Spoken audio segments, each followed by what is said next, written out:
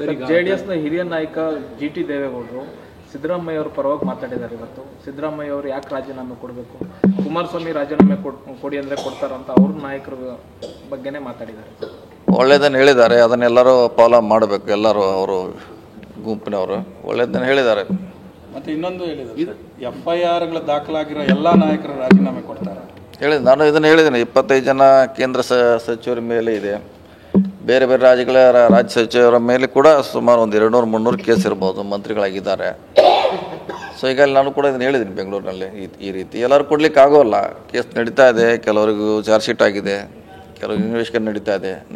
ಅವ್ರ ಮಂತ್ರಿಯಾಗಿ ಮುಂದುವರ್ತಿದ್ದಾನೆ ಇದ್ದಾರೆ. ಅದಕ್ಕೆ ಸಿದ್ದರಾಮಯ್ಯ ಯಾಕೆ ವಿಶೇಷ ಅನ್ನೋದು ನಮ್ಮ ವಾದ. ಸರ್, ಈಗ ಸಿದ್ದರಾಮಯ್ಯ ಅವ್ರ ಪರವಾಗಿ ಜಿಟಿ ದೇವೇಗೌಡರು ಮಾತಾಡ್ಲಿಕ್ಕೆ ಶುರು ಮಾಡಿದ್ದಾರೆ. ಏನು ಬೇರೆ ಏನಾದ್ರು ಇಂಡಿಕೇಶನ್ ಇದ್ದದ್ದು ನಿಜವಾಗಿದ್ದದ್ದು ಹೇಳಿದ್ದಾರೆ. ಇಲ್ಲ, ಕಾಂಗ್ರೆಸ್ ಪರವಾಗಿ ಬಂದಿಲ್ಲ ಅವರು.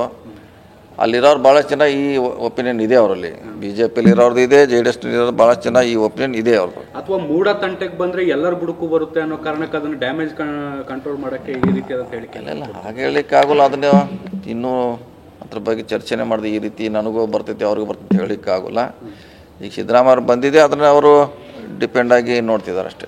ಸರಿ, JDSನ ಹಿರಿಯ ನಾಯಕ ಜಿಟಿ ದೇವೇಗೌಡರು ಸಿದ್ದರಾಮಯ್ಯ ಅವರ ಪರವಾಗಿ ಮಾತಾಡಿದ್ದಾರೆ. ಇವತ್ತು ಸಿದ್ದರಾಮಯ್ಯ ಅವರು ಯಾಕೆ ರಾಜೀನಾಮೆ ಕೊಡಬೇಕು, ಕುಮಾರಸ್ವಾಮಿ ರಾಜೀನಾಮೆ ಕೊಡಿ ಅಂದರೆ ಕೊಡ್ತಾರಂತ ಅವ್ರ ನಾಯಕರ ಬಗ್ಗೆನೇ ಮಾತಾಡಿದ್ದಾರೆ.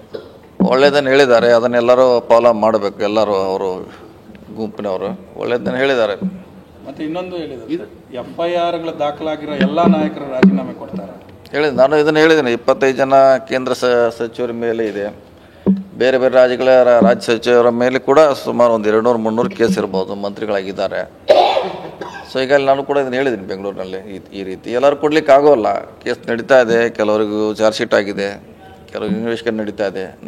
ಅವ್ರ ಮಂತ್ರಿಯಾಗಿ ಮುಂದುವರ್ತಿದ್ದಾನೆ ಇದ್ದಾರೆ. ಅದಕ್ಕೆ ಸಿದ್ದರಾಮಯ್ಯ ಯಾಕೆ ವಿಶೇಷ ಅನ್ನೋದು ನಮ್ಮ ವಾದ. ಸರ್, ಈಗ ಸಿದ್ದರಾಮಯ್ಯ ಅವ್ರ ಪರವಾಗಿ ಜಿಟಿ ದೇವೇಗೌಡರು ಮಾತಾಡ್ಲಿಕ್ಕೆ ಶುರು ಮಾಡಿದ್ದಾರೆ. ಏನು ಬೇರೆ ಏನಾದ್ರು ಇಂಡಿಕೇಶನ್ ಇದ್ದದ್ದು ನಿಜವಾಗಿದ್ದದ್ದು ಹೇಳಿದ್ದಾರೆ. ಇಲ್ಲ, ಕಾಂಗ್ರೆಸ್ ಪರವಾಗಿ ಬಂದಿಲ್ಲ ಅವರು. ಅಲ್ಲಿರೋರು ಭಾಳಷ್ಟು ಜನ ಈ ಒಪಿನಿಯನ್ ಇದೆ ಅವರಲ್ಲಿ.